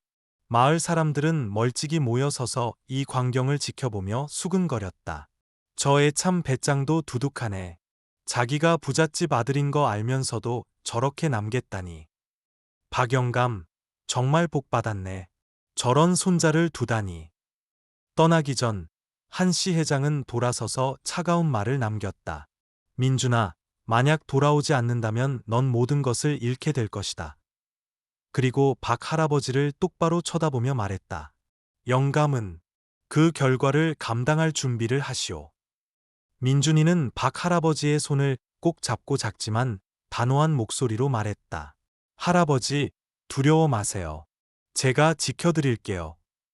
차가 떠나간 후 박 할아버지는 의자에 털썩 주저앉아 긴 한숨을 내쉬었다.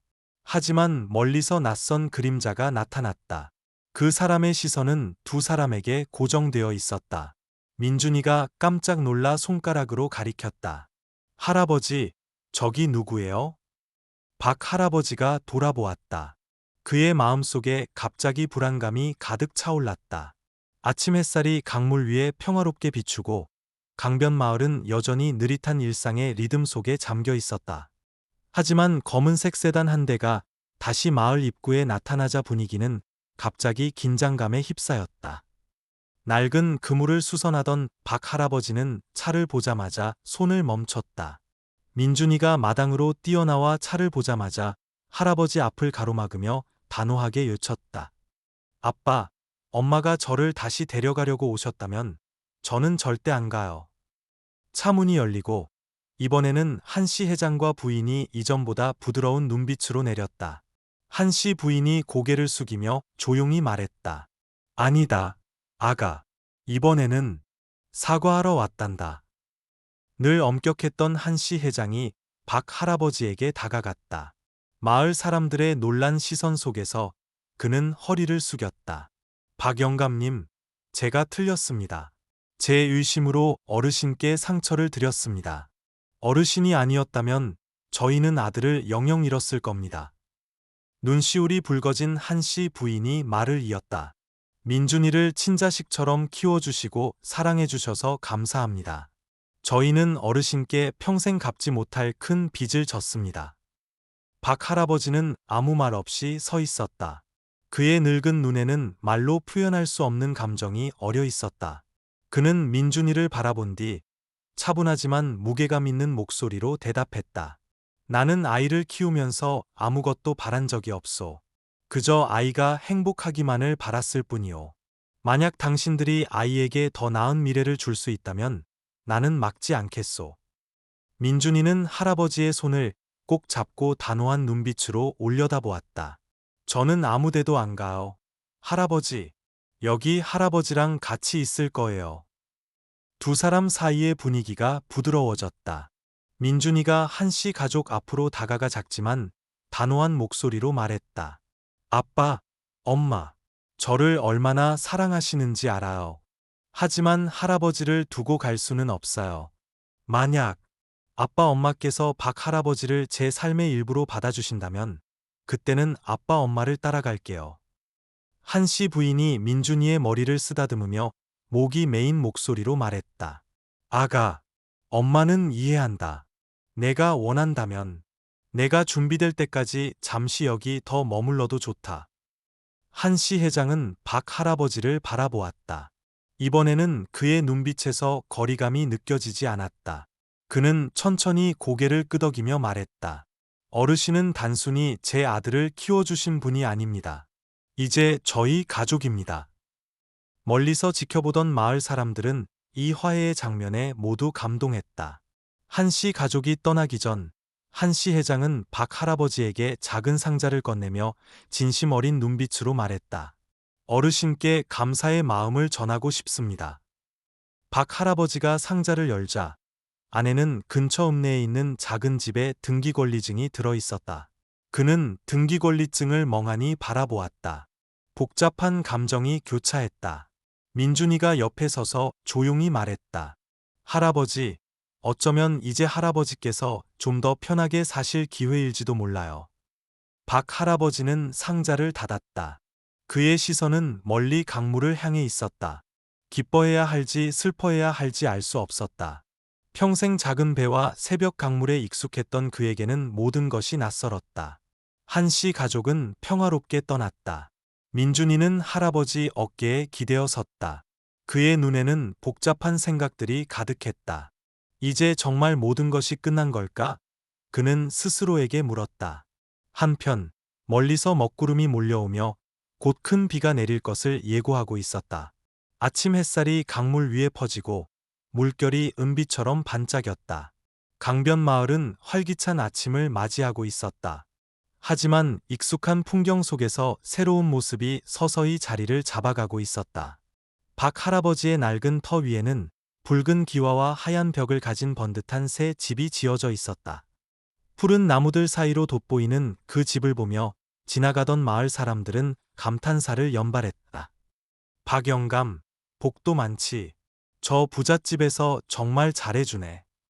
민준이는 새 집 안을 신나게 뛰어다니며 환하게 웃었다. 그는 구석구석을 가리키며 할아버지의 손을 꼭 잡았다. 할아버지, 여기는 할아버지 방이고요. 저기는 제 책상이에요. 박 할아버지는 문 옆에 조용히 서 있었다. 그의 눈에는 자랑스러움과 함께 망설임이 어려 있었다. 새 집은 그가 꿈꿔왔던 것보다 훨씬 멋지고 편리했지만 마음 한편에는 낯선 느낌이 피어올랐다. 한씨 부인이 그를 보며 부드럽게 말했다. 어르신, 저희의 작은 성의입니다. 부디 받아주시고 편안하게 지내세요. 박 할아버지는 온화한 눈빛으로 미소를 지었다. 두 분의 마음은 잘 알겠소. 하지만 나는 평생 소박하게 살아온 사람이라. 이 집은 민준이를 위한 것이오. 나는 강가의 그 작은 오두막이 더 익숙하오. 민준이는 할아버지의 말에 깜짝 놀랐다. 그는 할아버지의 손을 잡으며 말했다. 할아버지, 여긴 우리 집이잖아요. 왜 예전 오두막에 계시려고 해요? 박 할아버지는 민준이의 머리를 쓰다듬으며 천천히 말했다. 얘야, 좋은 집이라고 해서 내 마음이 편안해지는 건 아니란다. 내게는 내가 있는 것만으로도 충분하다. 아이는 아무 말 없이 눈물을 흘렸다. 할아버지를 꼭 껴안고 속삭였다. 할아버지가 제 집이에요. 할아버지가 계신 곳이 제 가족이에요. 다음 날, 한씨 가족이 떠날 준비를 했다. 박 할아버지는 선착장까지 그들을 배웅했다. 그의 거친 손이 민준이의 손을 꼭 잡고 있었다. 한씨 부인이 고개를 숙여 감사 인사를 전하며 목이 메인 목소리로 말했다. 어르신, 저희는 평생 어르신께 빚을 졌습니다. 어르신은 저희 아들에게 단순히 집을 주신 것이 아니라 따뜻한 마음을 주셨습니다. 한때 엄격했던 한씨 회장도 부드러워진 표정으로 말했다. 민준이를 위해 해주신 모든 것을 절대 잊지 않겠습니다. 혹시 도움이 필요하시면 언제든 말씀해 주십시오. 박 할아버지는 고개를 끄덕였다. 그의 늙은 눈이 촉촉하게 젖어 있었다. 모두 고맙소. 나는 이 아이가 행복하게 사는 것을 보는 것 외에는 아무것도 바라는 것이 없소. 민준이는 할아버지를 돌아보며 눈물을 멈추지 못했다. 할아버지, 주말마다 꼭 찾아뵐게요. 약속해요. 박 할아버지는 미소를 지으며 아이의 머리 위에 손을 얹고 낮은 목소리로 말했다. 착하게 살 거라. 감사하는 마음과 사랑하는 마음을 잊지 말고. 할아버지는 언제나 여기서 너를 기다리고 있겠다. 한씨 가족이 떠난 후에도 박 할아버지는 새 집에 머물지 않았다. 그는 강가 낡은 터를 다시 정리하고 대나무와 갈대로 작은 오두막을 지었다. 민준이는 약속을 지켰다. 매주 주말이면 할아버지를 찾아왔다. 그는 할아버지에게 새로운 학교와 친구들에 대한 즐거운 이야기들을 들려주었다. 하지만 할아버지 곁에 앉아 있을 때면 그의 마음은 이상하게도 평온해졌다. 어느 날 저녁, 황금빛 노을이 강물 위에 내려앉을 때 민준이는 할아버지 옆에 앉아 산 너머로 지는 해를 바라보았다. 그는 속삭였다. 할아버지, 할아버지가 필요하실 때 저는 언제나 여기 있을 거예요. 할아버지는 영원히 제 가족이에요. 박 할아버지는 조용히 고개를 끄덕였다. 그의 시선은 하늘과 강물이 만나는 먼 곳을 향해 있었다. 그의 마음은 이제 평온함으로 가득 찼다. 자신이 베푼 사랑이 민준이의 삶의 영원한 일부가 되었음을 알았기 때문이다. 섣달 금음날처럼 강변마을은 그 어느 때보다 활기가 넘쳤다. 아이들의 웃음소리가 울려 퍼지고 배들은 마지막 고기잡이를 마치고 항구로 돌아왔다. 바람에는 만두나 송편을 찌는 특유의 명절 냄새가 섞여 있었다. 박 할아버지의 작은 오두막은 소박했지만 깔끔하게 정돈되어 있었다. 벽에는 낡은 붓글씨 족자가 걸려 있었다. 먹물 자국은 희미해졌지만 봄이 오니 마음 더욱 따뜻해지고 사람이 돌아오니 정은 푸르구나 라는 깊은 의미는 그대로 남아 있었다. 민준이는 일찍부터 한씨 가족과 함께 돌아왔다. 그들이 진정으로 시골 마을의 삶에 녹아든 것은 이번이 처음이었다. 한씨 부인은 서툰 솜씨로 네모 반듯한 만두를 빚었다. 민준이가 하나하나 가르쳐주자 그녀는 웃으며 말했다. 할아버지만큼 솜씨는 없지만 엄마가 직접 만든 명절 음식을 매년 너에게 해주고 싶어서 배우는 거란다. 평소 엄격했던 한씨 회장도 편안한 모습으로 아궁이 옆에서 장작을 패고 있었다. 그는 민준이를 다정한 눈빛으로 바라보며 말했다. 이제부터 매년 설에는 여기 내려와 할아버지와 함께 보내자꾸나. 박 할아버지는 마당 한쪽에서 이 모든 것을 지켜보았다. 그의 늙은 얼굴에 잔잔한 미소가 피어올랐다. 그는 가장 소중한 것이 새 집이 아니라 지금 함께 모여 있는 사람들이라는 것을 알았다. 제야의 밤, 아궁이의 불빛이 작은 오두막 안을 따뜻하게 감쌌다. 제사상 위에서는 향연기가 피어올라 은은한 향기를 퍼뜨렸고 낡은 등유 등불빛과 어우러졌다. 한씨 가족과 박 할아버지는 제사상 앞에 함께 섰다. 그들이 함께 제사를 지내는 것은 이번이 처음이었다. 한씨 부인은 감동에 젖어 고개를 숙였다. 어르신, 저희 대신 민준이를 돌봐주시고 사랑해주셔서 감사합니다. 어르신 덕분에 저희는 무엇이 가장 중요한지 깨닫게 되었습니다. 민준이는 할아버지의 손을 잡고 이어서 아버지와 어머니의 손을 끌어당겼다. 오늘 우리는 하나예요. 더 이상 누구도 선택하거나 헤어질 필요 없어요. 온 가족이 섣달 금음날 저녁상에 둘러앉았다. 소박한 음식 몇 가지뿐이었지만 웃음소리가 끊이지 않았다. 처음으로 누구도 친척인지 아닌지를 구분하지 않았다. 설날 아침, 박 할아버지의 작은 오두막은 봄 기운으로 환하게 빛났다. 마당 앞에는 노란 매화 가지가 활짝 피어 마치 안녕을 기원하는 듯했다. 동네 아이들이 제잘거리며 몰려왔다. 예전에는 놀림받던 민준이가 이제는 마을의 자랑거리가 되었다. 그는 아이들에게 빨간 세뱃돈 봉투를 하나씩 나눠주며 다정한 목소리로 덕담을 건넸다. 동생들, 공부 열심히 하고 착하게 자라렴. 내년 설에 또 와서 세뱃돈 받아가. 민준이는 할아버지를 데리고 강가로 나갔다. 강물은 예전처럼 잔잔하게 흐르고 있었다. 그는 할아버지를 바라보며 조용히 물었다. 할아버지, 저랑 저희 가족이랑 같이 사시는 건 어떠세요? 우리 영원히 함께 있을 수 있잖아요. 박 할아버지는 고개를 저었다. 그의 시선은 먼 수평선을 향해 있었다. 너에게는 내 가족이 있고 나에게도 내 집이 있다. 너는 착하게 살고 행복하고 자주 찾아와 주는 것만으로도 충분하다. 민준이는 잠시 침묵하다가 갑자기 할아버지를 와락 껴안았다. 할아버지가 필요하실 때 저는 언제나 여기 있을 거예요. 어디에 있든 얼마나 오래 걸리든요. 해질녘 푸른 하늘이 끝없이 펼쳐져 있었다. 민준이는 할아버지 옆에 앉아 있었다. 두 사람은 봄 하늘 높이 떠서 유히 날고 있는 연을 함께 바라보았다. 아이가 속삭였다. 할아버지는 영원히 제 가족이에요. 박 할아버지는 부드럽게 미소를 지었다. 그의 눈에는 기쁨과 희망이 가득했다. 그의 마음속에는 더 이상 아무런 거리낌도 없었다. 강물은 여전히 조용히 흘러가며 모든 거리를 뛰어넘는 인간의 정, 희생, 그리고 감사의 이야기를 실어 날랐다. 강물은 여전히 잔잔하게 흐르며 늦봄 오후의 황금빛 햇살을 눈부시게 반사했다. 작은 배 위에서 박 할아버지는 노를 잡고 있었다. 그의 움직임은 느렸지만 단단했다. 그의 뒤에는 어느덧 늠름한 청년으로 성장한 민준이가 조용히 앉아 석양을 바라보고 있었다. 민준이가 할아버지를 돌아보며 미소를 지었다. 그의 눈빛이 따뜻하게 빛났다. 할아버지, 제가 처음 강가에서 발견되었던 날이 생각나요. 할아버지는 제가 누구인지도 모르시면서 망설임 없이 저를 거두어 주셨죠. 저는 할아버지께 모든 것을 빚졌어요. 박 할아버지는 고개를 끄덕이며 먼 곳을 바라보았다. 그날, 내가 너를 위해 무엇을 해줄 수 있을지 몰랐다. 하지만 너를 내 곁에 두는 것이 옳다고 생각했지. 민준이는 감정이 북받쳐 목이 메인 목소리로 말했다. 할아버지는 저에게 살아가는 법부터 사랑하는 법까지 모든 것을 가르쳐 주셨어요. 할아버지가 아니었다면 저는 지금의 제가 될 수 없었을 거예요. 배는 잔잔한 수면 위를 천천히 미끄러졌다. 민준이가 할아버지에게 속마음을 털어놓았다.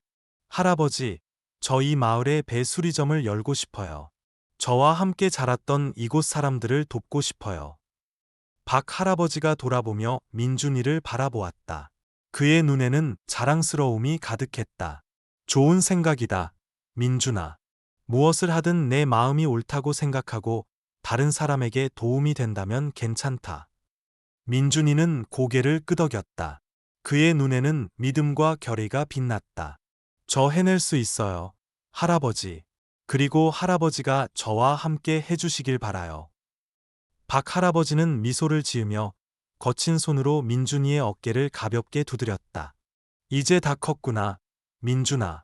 항상 내 마음에서 우러나오는 결정을 내려야 한다는 것을 잊지 마라. 두 사람은 배를 저어강 한가운데로 나아갔다. 석양빛이 강물 전체를 붉게 물들였다. 잔잔한 물결이 뱃전에 부딪혔다.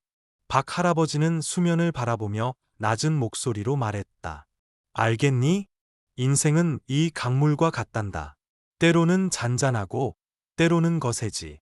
중요한 것은 내가 어디를 향해 노를 젓고 있는지 아는 것이다. 민준이는 조용히 그 말을 듣고 있다가 조심스럽게 물었다. 할아버지, 후회하지 않으세요? 그날 저를 선택하신 거요. 박 할아버지는 민준이를 바라보았다. 그의 눈에는 깊은 감동이 어렸다. 너는 내가 가진 것 중 가장 소중한 존재였다. 나는 단 한 번도 후회한 적이 없다. 다만, 너와 더 오래 함께하지 못하는 것이 아쉬울 뿐이다. 해가 서서히 산 너머로 지면서 마지막 햇살이 강물 위에 부드러운 황금빛을 드리웠다. 민준이는 할아버지의 손을 잡고 단호한 목소리로 말했다. 할아버지, 저를 믿으세요. 저는 언제나 할아버지를 자랑스럽게 해드릴 거예요. 박 할아버지는 수평선을 바라보며 조용히 고개를 끄덕였다. 두 사람은 계속해서 노를 저었다. 그들의 모습은 찬란한 석양빛과 하나가 되었다. 하늘 위에서는 작은 연 하나가 높이 날아올라 바람 속에서 춤을 추고 있었다. 그것은 마치 희망과 가족의 사랑, 그리고 앞으로 펼쳐질 아름다운 날들의 상징처럼 보였다. 박 할아버지와 민준이의 이야기는 평화로운 석양 속에서 막을 내렸지만 그 여운은 우리 모두의 마음속에 깊이 남아 있습니다. 아무도 의지할 곳 없던 고아였던 민준이는 혈연이 아닌 가난한 할아버지의 끝없는 사랑 속에서 진정한 가정을 찾았습니다. 그리고 친가족과 재회한 후에도 그는 자신의 뿌리를 잊지 않았습니다. 아무런 대가 없이 자신에게 모든 것을 주었던 사람에게 받았던 사랑의 나날들을 결코 잊지 않았습니다. 이 이야기는 진정한 집이란 물질적인 풍요로움이 아니라 마음이 속하는 곳이며, 가족이란 단순히 피로 맺어지는 것이 아니라 진심 어린 사랑과 조용한 희생으로 만들어진다는 것을 상기시켜 줍니다. 또한 감사와 용서야말로 모든 상처를 치유하고 우리가 행복을 되찾도록 돕는 열쇠임을 보여줍니다. 여러분은 이 이야기를 보고 어떤 것을 느끼셨나요? 여러분이 생각하는 행복한 가정을 이루는 가장 중요한 요소는 무엇인가요? 과연 가족 간의 사랑은 항상 혈연 관계로 정의될까요? 아니면 서로를 어떻게 대하는지에 달려 있을까요? 여러분의 의견을 댓글로 남겨주세요. 여러분의 생각과 이야기가 궁금합니다. 어쩌면 여러분의 이야기가 다음 영상에 영감을 줄 수도 있습니다. 만약 이처럼 감동적이고 의미 있는 이야기를 좋아하신다면 구독 버튼을 눌러 저희 채널과 함께 인간적인 가치를 널리 퍼뜨리는 여정에 동참해주세요.